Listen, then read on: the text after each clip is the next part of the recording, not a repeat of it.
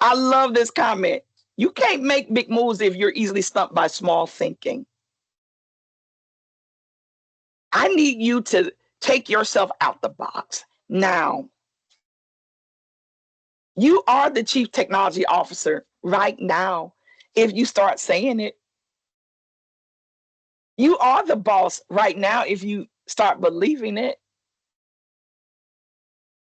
I'm not saying it's always going to be easy, but the journey will be worth it. I used to coach volleyball. And one of the things I should always tell my people when they were always so fixated on what they call losing. And so what we should always call it, and we perfected it and they got it along the way, was they won, but we learned lessons. Every opportunity where you don't get it right is an opportunity to learn what didn't work so I can be better the next time. Y'all okay? How many of y'all are okay? You're going to have to understand that failure is a part of success. And once you embrace that now as part of your skill set, you won't be so thrown off your game when it happens. It's like, well, I know that don't work, so we're not going to go back to that. One of our former CFOs used to say, I'm not concerned with you failing. It's part of life. What I would be concerned about is if you failed the same way twice, because that meant you didn't learn anything. Learn so that you can grow. Okay? So we're moving on to the next section, which are what are transferable skills? Transferable skills are skills you acquire during your education, your activities, or through work experience that you bring with you to your future employment settings. Okay? So I'm going to tell you right off the bat, I am a member of a sorority. One of the skill sets that I have, and I actually brought to a lot of my experiences, my co-ops, my internships, and even currently in my other role, is I was a leader in my sorority. I was president of our undergraduate chapter, and I actually put those skill sets on my resume. A lot of you right now are in organizations right now. You're doing leadership. You could be a secretary. You could be a treasurer. All those things. Those are opportunities and activities that produce skills, and you're leaving them off of your resume right now. And they need to be on your resume right now.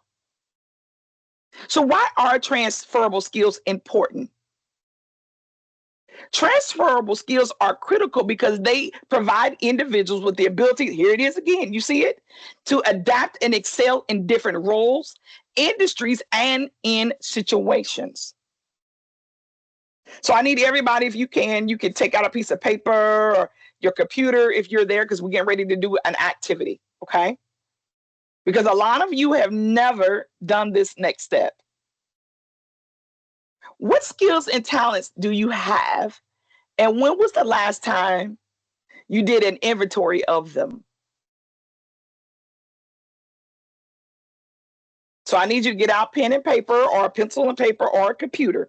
It doesn't even have to be a good piece of paper, but I need you to do this step, okay? What you're gonna do is, and I gave you an example of what it looks like, because we could do this all day, but we're not gonna do it. You're gonna take a piece of paper or envelope or in your computer. If you got a computer, you can open up Excel, okay? Whichever one you want to do. You can open up Excel, pencil, paper, whatever you want to do, okay? And what you're going to do is create two columns. And it's going to look very similar to what you see here. In the one column, you're going to write down your job title. So if you have multiple jobs, maybe you need multiple columns, or you can actually just list them all together. And then in the other column, you're going to write at the top a hobby or a side hustle. Okay? Why do I say side hustle? Some of you are on campus right now being the candy man or lady. Everybody comes to you.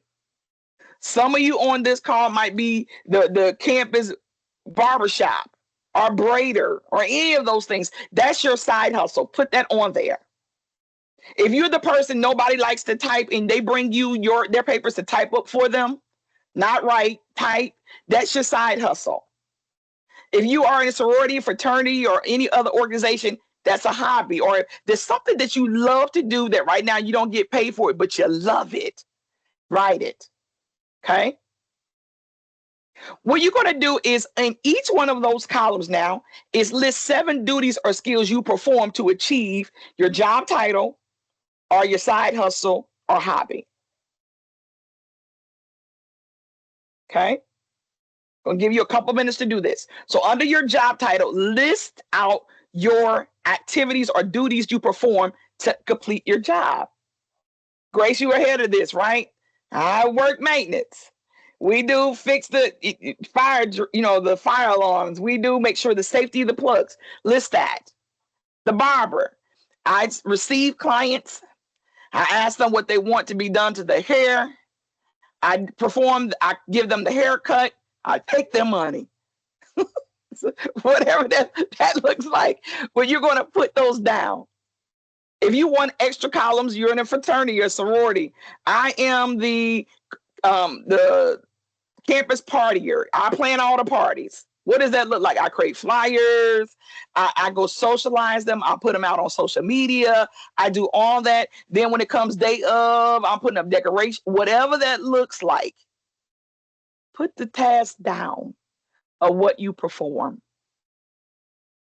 Some of you've never done this, and you're missing out on opportunities to take those skill sets. Instead of them being tasks, we'll be able to transfer them to abilities.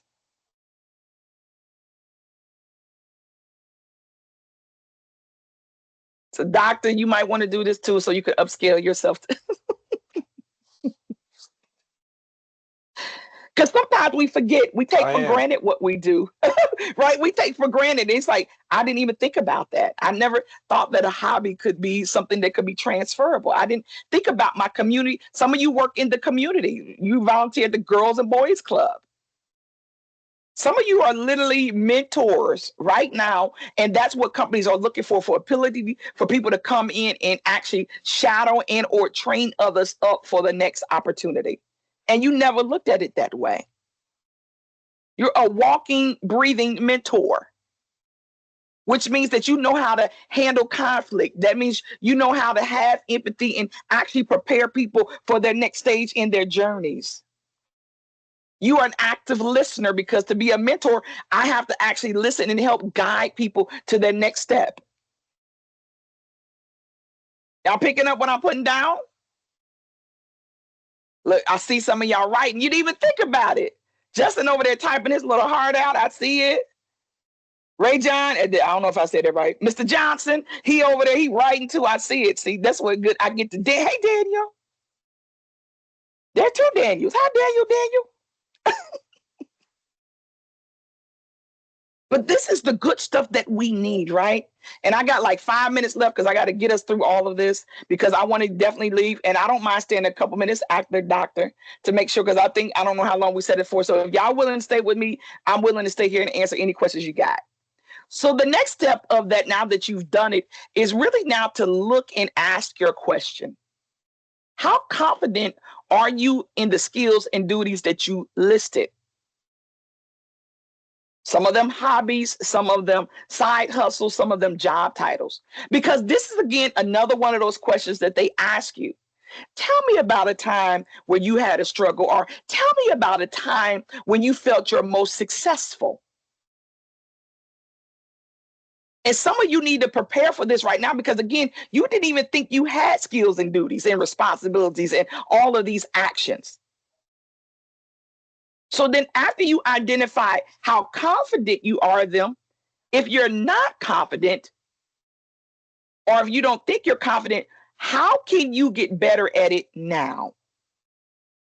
Remember, this is that continuous growth opportunity, that adaptability, that growth mindset. Some of you actually, it's just a matter of scheduling yourself on your own calendar to build in time to grow. You're busy doing everything for everybody else, but now you got to make time for you, for your future. So these are some questions now that you finally have inventoried. Some of y'all probably got way more than 7. You now actually can go back and look at it and start thinking about, I actually do want to be better at this. I never even thought about this. So one of the easiest ways to, and I'm sorry, doctor, for taking up so much time, but one of the ways also to take this from being a task to a skill is to Google, free game again, is to actually Google the skill or the duty that you put it in and transfer it to what it would look like as an ability. Grace said, I do fire. We go in and we make sure the fire alarms are working. As soon as she said that, immediately what popped in my head, I provide safety to my clients. Look, Aaron said, boo boo, wait. So, but having the skills written out, now I can look at the skill and think about it differently. How many of y'all feel what I'm saying? Didn't even make sense before until we just start talking about it now, did it? Come on, Justin. Come on, Daniel. Look, Daniel. Mr. Johnson. Hi, Greg. Hi, Charlene. Hey, Shabak. Hey, Anthony. Hey, Remington. I hope those are y'all first names. Hey, Alicia. Hey, Giovanna. I hope that's right. Hey, Augustine. I'm looking at the names in the chat. Okay. So as we're coming to a close, and we're really coming to a close, these are the benefits, and I don't mind providing some of this, but take a screenshot real quick if you can. The benefits of transferable skills are enhanced employability. It creates career resilience. It creates versatility and adaptability. Because now I'm not just thinking about and honing in on this one thing I can do. Now look at all of you. You have all of these abilities that you didn't even think about before. The ability of and benefit of transferable skills is career advancement. It allows for effective collaboration. Some of you, again, remember French fries?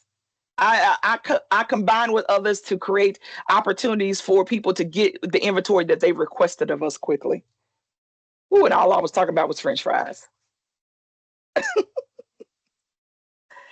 And it also allows for professional growth. Take a screenshot. If you didn't, take a screenshot. Okay. I'm moving along really quickly because I want to make sure we're good. I'm going to skip one slide. I don't think it'll hurt us. Well, let me go to this one. So bridging the gap between transferable soft skills to technical roles. We have to just keep saying it because a lot of you are not really recognizing that technology is one thing, but the ability to speak well about your abilities is amazing. So emphasizing and working on your communication skills.